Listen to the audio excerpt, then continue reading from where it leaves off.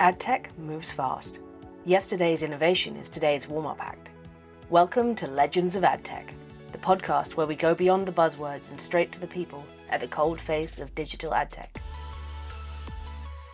Every 2 weeks, we sit down with the industry's boldest thinkers, pioneers and disruptors to find out how they're rewriting the game. This is their story.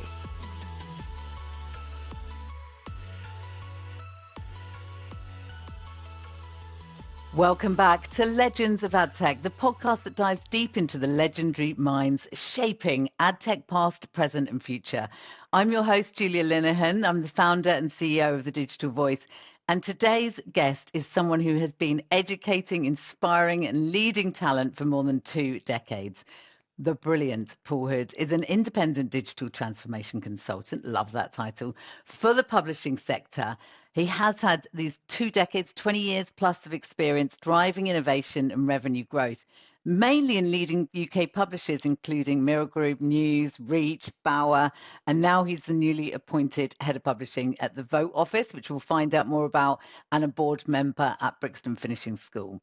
If that wasn't enough, what I'm really excited about today is that Paul's career has been anything but ordinary, from pioneering digital in a very print era to diving headfirst into AI, helping shape how talent and technology will fuel the future. He's honestly a true educator in every sense of the word, but honestly, more importantly than anything, he is the nicest person I know in AdTech. So Paul, welcome to Legends of AdTech. Oh, wow. Thank you, Julia. And it's lovely to be here. And what a lovely introduction. And, very excited to have this conversation. No, you're welcome. We could have said so much more, and I could have talked about you for ages, personal and work-wise, because you have been amazing, and our paths have crossed so many times. But I'm going to come at you first, and I'm going to kick you off with a challenge. You've got to, in 60 seconds or less, tell us about yourself and a little bit about the squiggly, straight, seamless career you've had. 60 seconds, go. Well, definitely not seamless or straight. So let's call it delightfully squiggly. So look, I set out, many years ago to be an engineer, actually. So that's what I did my degree in. I couldn't get You an little, apprentice. that's Yeah, I very did. nerdy. I am a nerd, but I couldn't get work. I couldn't get an apprenticeship. So I joined Haymarket's graduate training program. And I was on the launch team of Revolution magazine, which there probably aren't that many listeners old enough Do you remember to the remember that. Revolution Awards? Do you remember? Just about, but I don't think we should talk about that on here. But those who are listening that were there will know when we say Revolution Awards what it was like. Great times. Great times. Yeah, so that's where I set out in my publishing career. And then, as you know, Julia, I then sort of graduated to Bauer, where I spent 10 years helping them transform some of their legacy print magazines. And that was at the time of this great big kind of dot-com boom, which was, great fun. And then from there, I actually met this amazing lady who was head of digital at the time for the Daily Mirror. And she was just about to go on maternity leave. And she very kindly paved the way for me to apply to do her Mac cover. Who is this amazing person you talk of? Somebody called Julia. And that's how we met, of course. Oh dear. And the rest is history. I think it was 2007 because I know my daughter had just been born, and you did take over the reins. And it was so important for me to have the very best person to take over the brilliant team of 25 people I had, and know they were in safe hands. They weren't just in safe hands; they were in far better hands than mine. And I love the fact this is actually what I wanted you to share with the audience, because it was a challenge. Dragging newspapers kicking and screaming over to digital. You were much better at it. You were much more empathetic, calm, political than I was. Not true, not true. What would you say it was like trying to innovate digitally in a print environment? Well, actually, Julia, I remember when I took over your team and you had built such a really strong team, and I was a little bit anxious that I wouldn't be able to kind of fill your shoes, actually. And the team that you built, really, it was great credit to you and to them that you had put them on this path. And so actually, you'd rolled the pitch for me. And so I was able to kind of come in and, and get going straight away. And I think trying to drag kind of legacy media brands in those days into a kind of digital first era was at times pretty tough. And the way I sort of think about it is, it's probably a sailing analogy. It felt like you were kind of tacking into a strong headwind. You couldn't go straight forward. You had to go sort of from left to right, and it was pretty tiring. But actually, when you did get there, it was actually all the more rewarding. So, yeah, that's the way I'd describe it. Well, well, you were a glutton for punishment, though, Paul, because you then went from there to the sun.co.uk. And I've got to say as well, when we were at the Mirror, I'm going to say us together, but we were the first digital newspaper to be fully profitable and ran a good profit. And it was one of my things I'm most proud of, the shareholders then wanted a massive increase on turnover, but we were like, but you're making really good profit. We're the only ones turning big profit.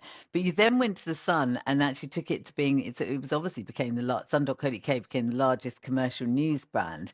But I'm curious, you had that experience, the Sun experience. Is there anything that's sort of the biggest lesson you've learned or anything you'd do differently from your time at those two brands? Of course, we had to have a lot of energy, and that was one of the things that I learned from you, was this kind of boundless optimism, and you needed that, right? Because it was, now we take digital for granted as a kind of digital first sort of publishing sector, but it wasn't like that back then. And I think looking back, I think I would have probably pushed for a bit more diversity in my teams. That probably wasn't a thing back then. We didn't really embrace kind of young people, or people from diverse backgrounds. And actually the internet, more so than the print world of magazines and newspapers that we were in, really appealed to a younger, more diverse audience. And I don't think I perhaps latched onto that quickly enough. Yeah, so on reflection, and now I do really try and work hard to make sure that the teams that I work with, wherever possible, can be kind of as diverse as possible. It's getting there. It's definitely improving, just not only in well, across all the industry and in ad tech as well. It's slowly. I think it's one of those, I'd say it's probably one of the challenges that ad tech has faced, a diversity issue. Is there anything else that you would say that ad tech itself is a challenge that it's facing or has faced? Ad tech has always been something of a mystery to, even parts of the business, within the same sector that aren't directly involved with it. And I think perhaps in the early days, we didn't do ourselves the best kind of favour by having all of these acronyms that only we knew what they meant. We did it on purpose, Paul, because we were like, because then people wouldn't know, and then they'd be like, okay, well, you know more than us, we'll just go for it. But it was us creating all these acronyms. now we're regretting it because I can't keep up with it. Yeah, it's true, and but I think it perhaps created a bit of suspicion, like thinking back, because I think people didn't, quite believe us. But the amount of times, I must have explained to senior management what cookie was, or what real-time bidding was, or a Or supply even side, buy CPM, side. cost per mil. Why not say cost per thousand? It was odd, wasn't it, what we did? Yeah, so I think that's the bit that perhaps programmatic, and perhaps even to this day, could be better at being straight and simple. Because actually, it's a fantastic part of the industry, and it obviously generates the lion's share of the revenue.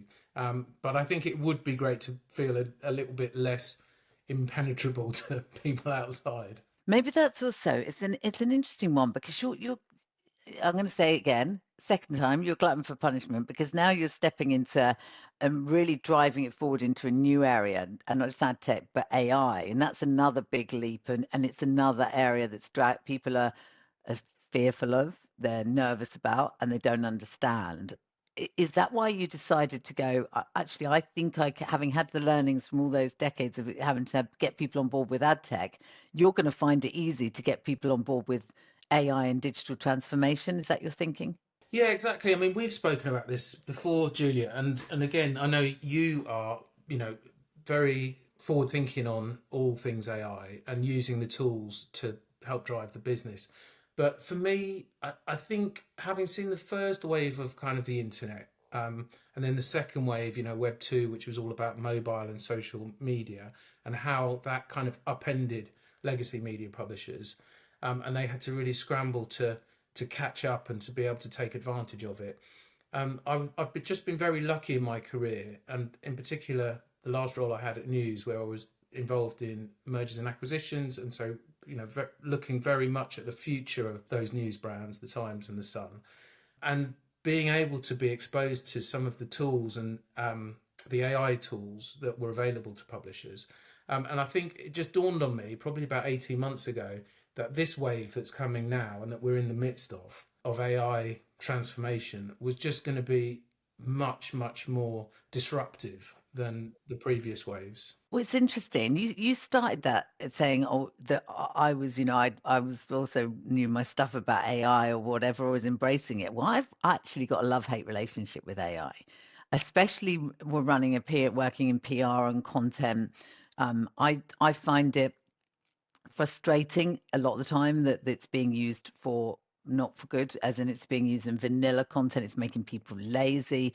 There are tasks where it helps and it's outplaying on creativity and make creativity and tools and software and allowing for efficiencies. I'm still very wary of anybody daring to use it on content. And I'm really pleased that LinkedIn is now penalizing you if you run AI content, even though it encourages you, can we regenerate your content in AI? And people are doing that. And it's starting to make people nervous about their own writing skills and just say what you want to say, be human.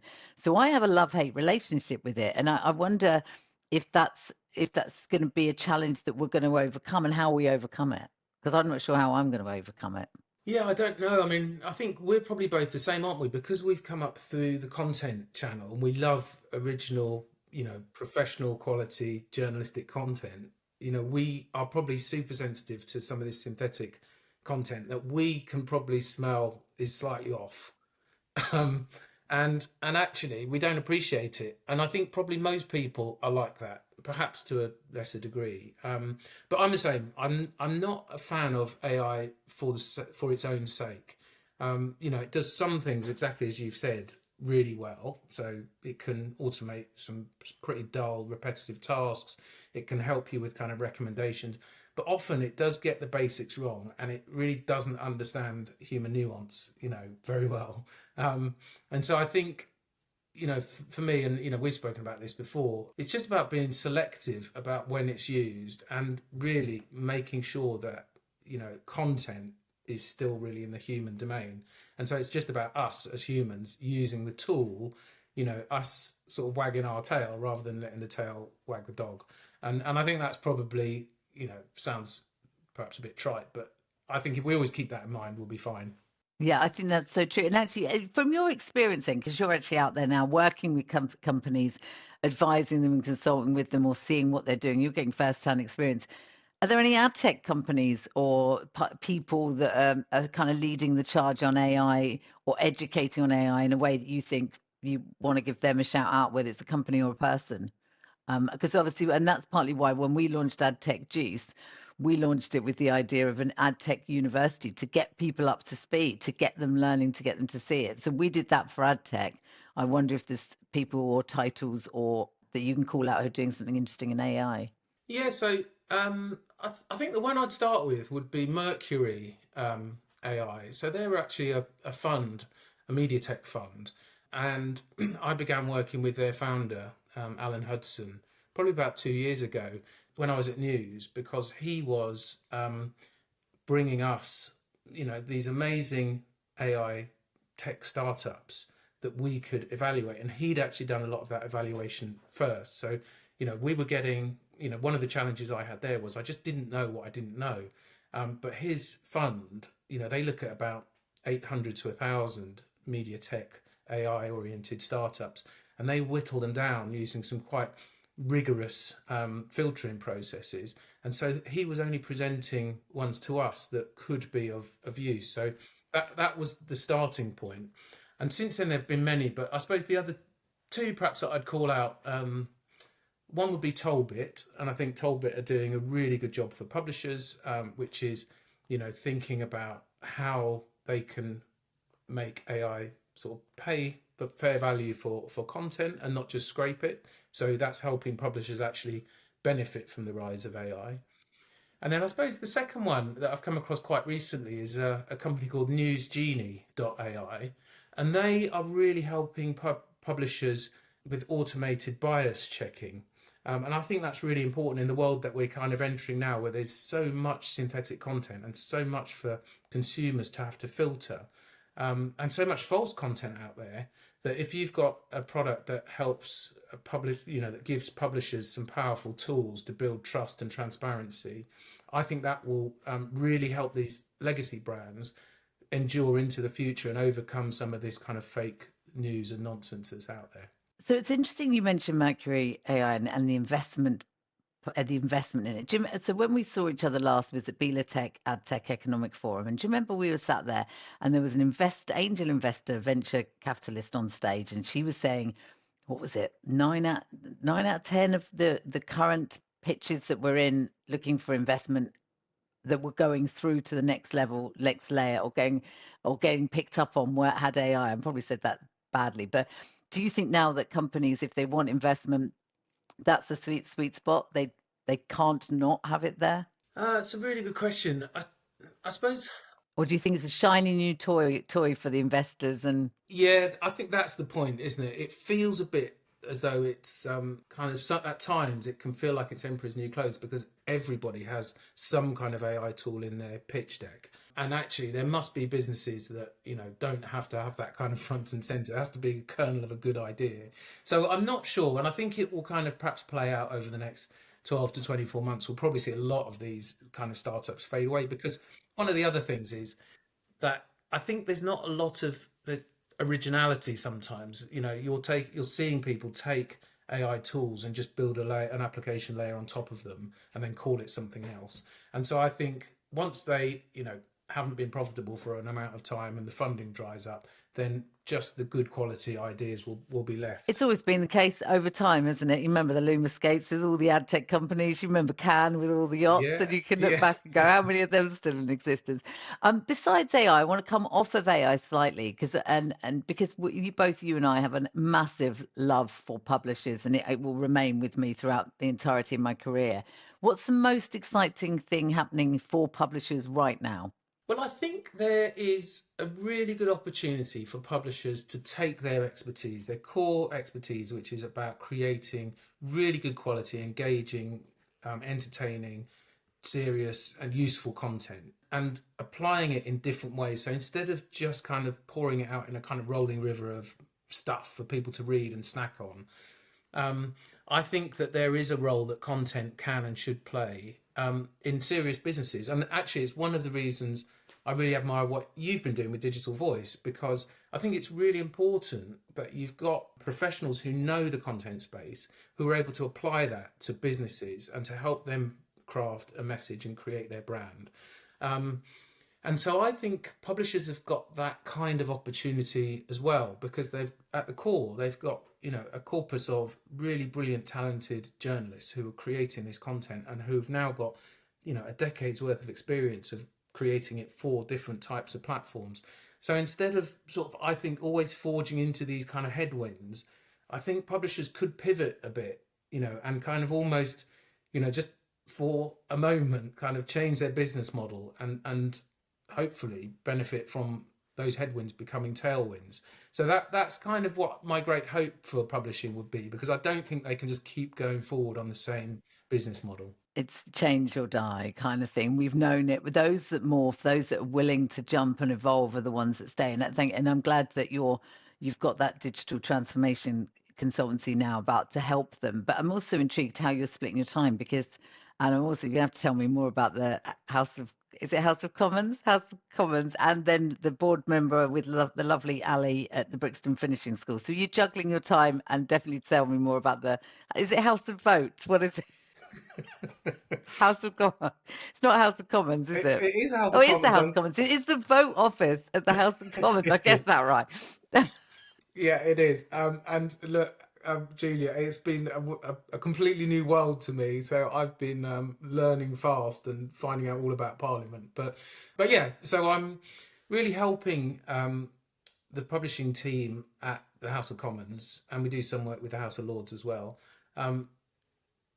Reimagine how they create the content that both of those houses use for the kind of critical business of the day. So they produce publications like the order paper, which is kind of the agenda of the day.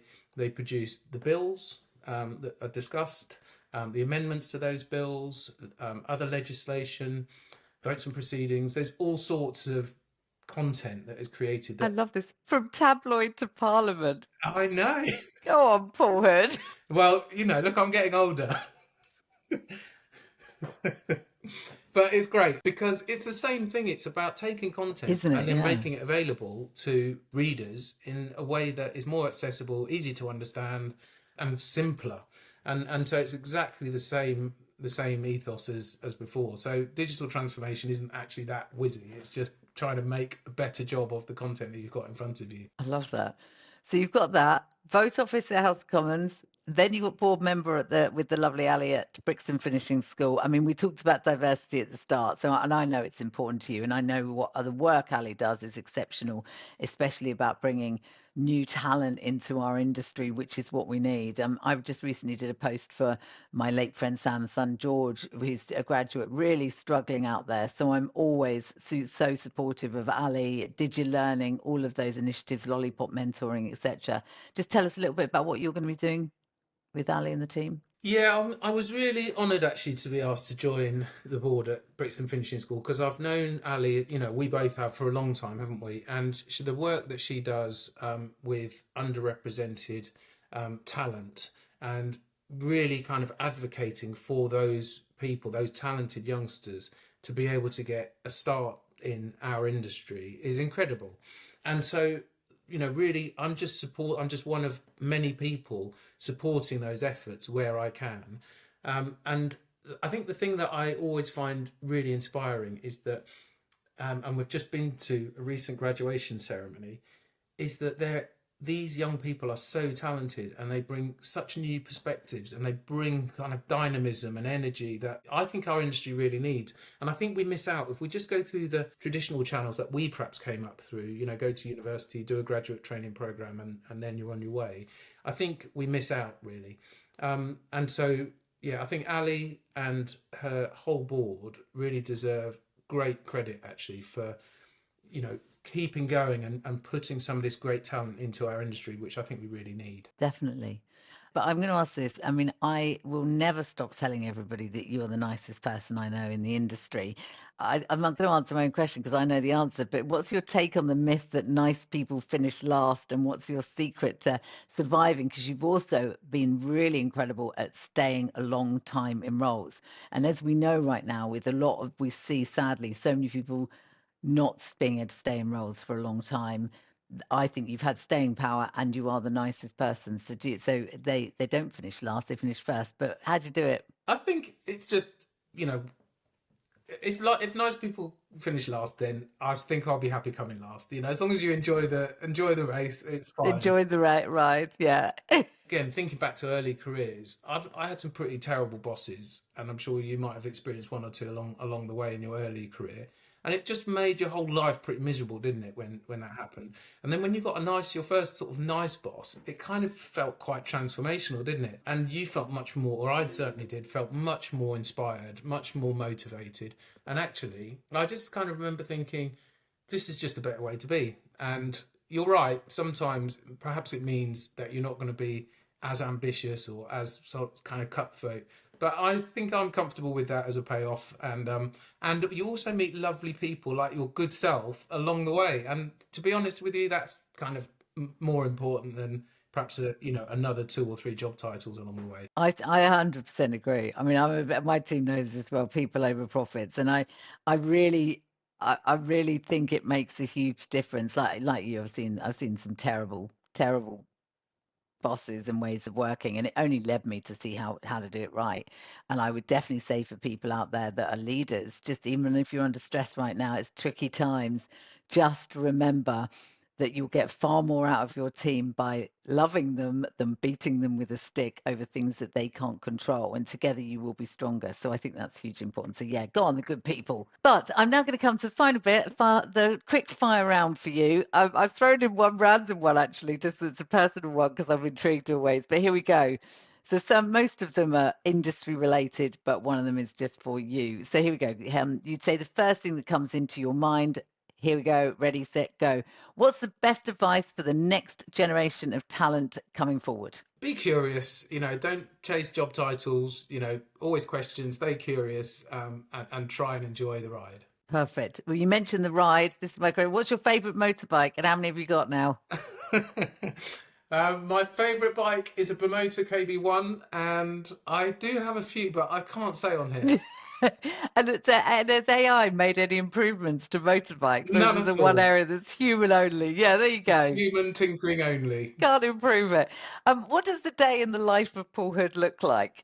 Oh, crikey. And how much of it involves riding a motorbike? Yeah, I ride a motorbike to town, have cups of tea, meet with teams, try and understand systems, try and make improvements and try and have some fun along the way. Amazing. But we're going to have to touch on AI in the quickfire round. In one sentence, what's your favourite thing about AI? I think it's got an endless enthusiasm for monotonous tasks, which I think is great. That's brilliant. Your least favourite thing? Some of the polished sort of nonsense that it comes up with is pretty frustrating, and it's endlessly optimistic, which isn't always what you need. Can I just add into that? It's also bloody incorrect a lot of the time. So don't rely on it, because it does drives me loopy. Do not believe what it delivers to you, and do your fact finding. Stupid AI sometimes. What's the most underrated skill in digital media or digital advertising? I think it's, maybe I'm showing my age, but I think it's human connection still, isn't it? I think, if you can embrace tech and you can translate it into your business in simple terms and use it and harness it for your business, and you can do that quietly and calmly, and you can get on well with everyone in your team along the way, then that's the best of both worlds. Perfect. Two more to go. If you weren't in ad tech, what would you be doing instead? Well, you've said it, Julia. I would be restoring motorbikes. I know. I was watching Ant Anstead last night, and I know he does cars, but I always think of you when there's anything on there. So my brother's a massive motorbike fan, so I've always grown up with it. Who would you say? Who would you like to see on Legends of AdTech? Is your final question? Well, unless she's been on already, I would love to see you interview Ali from Brixton Finishing School. Yeah, that's a good shout. She's an absolute game changer. She's a firecracker. She's got endless energy. And, alongside yourself, Julia, I would say she's one of the most inspirational people. And yeah, I really do admire her. So I'd love to have you two speak together. It would be endless. I don't know how producer Ren would edit it, because it's chatting away so fast.